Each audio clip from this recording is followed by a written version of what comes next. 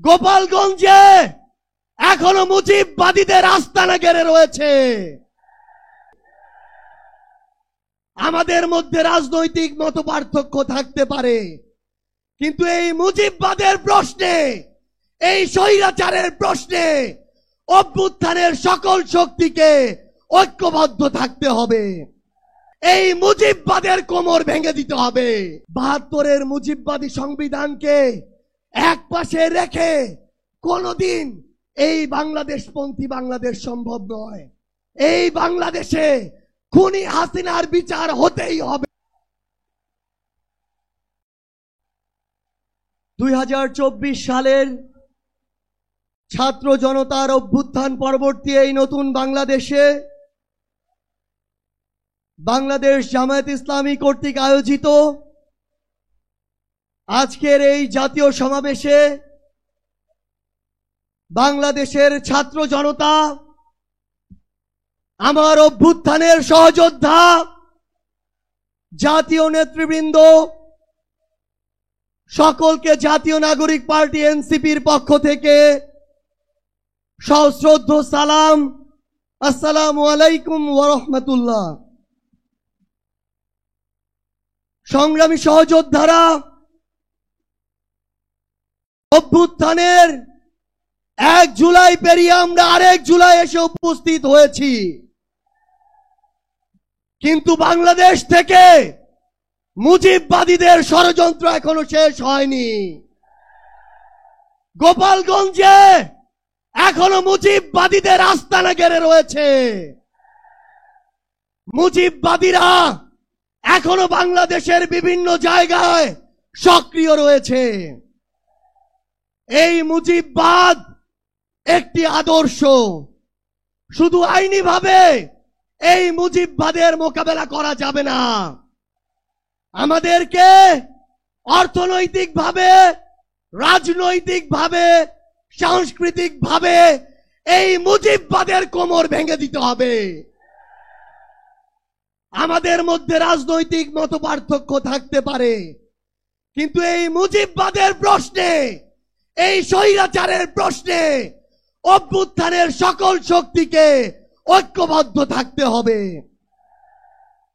সংগ্রামী সহযোদ্ধারা, এই বাংলাদেশে আবারও নতুন করে মুজিববাদী ভারতপন্থী শক্তিগুলো এখন সক্রিয় হচ্ছে। আমাদের মধ্যে মতপার্থক্য থাকতে পারে, কিন্তু এই বাংলাদেশে বাংলাদেশপন্থী ব্যতীত কোন দেশপন্থী, কোন বাদপন্থী, কোন শক্তির আর জায়গা হবে না। সংগ্রামী সহযোদ্ধারা, এই বাংলাদেশে আর ভারতীয় আধিপত্যবাদের জায়গা হতে দেয়া যাবে না। অন্য যে কোনো দেশের নামের কোন আধিপত্যবাদের জায়গা এই বাংলাদেশে হতে দেয়া যাবে না। সংগ্রামী সহযোদ্ধারা, হাজারের অধিক ছাত্র জনতা জীবন দিয়েছে। আমার হাজার হাজার সহযোদ্ধা আজকে আমার সামনে রয়েছে। আমাদের একটা আকাঙ্ক্ষা ছিল, গত জুলাইয়ে, ওই আগস্টের 5 তারিখে আমাদের যে স্বপ্ন ছিল, আরেক আগস্ট আসতে চলেছে, আমাদের সেই স্বপ্নগুলো পূরণ হয়নি। অন্তর্বর্তীকালীন সরকারের কাছে আমরা সুশীল সরকারের ভূমিকা চাই না, আমরা তাদেরকে অভ্যুত্থান পরবর্তী সরকারের ভূমিকায় দেখতে চাই। আমরা স্পষ্ট করে বলতে চাই, অভ্যুত্থান পরবর্তী বাংলাদেশে আমাদের বিচার লাগবে।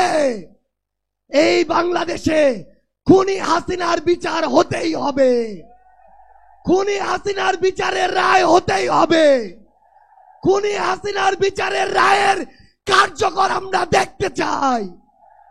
আমরা স্পষ্ট করে বলতে চাই, এই বাংলাদেশে বিচার বিভাগকে কোন দলের বিচার বিভাগ হিসেবে আমরা দেখতে চাই না।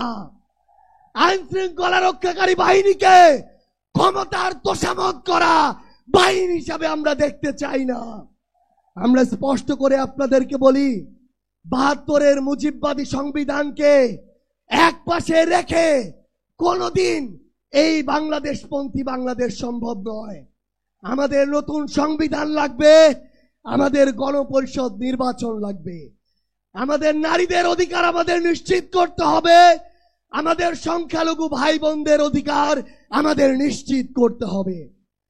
আমরা 1947 সালের উপনিবেশ বিরোধী যে আকাঙ্ক্ষা, 71-এর স্বাধীনতার যে আকাঙ্ক্ষা, 24-এর মুক্তির যে আকাঙ্ক্ষা, সেই আকাঙ্ক্ষাকে ধারণ করে ঐক্যবদ্ধভাবে আমাদের আগামীর বাংলাদেশ গড়তে হবে।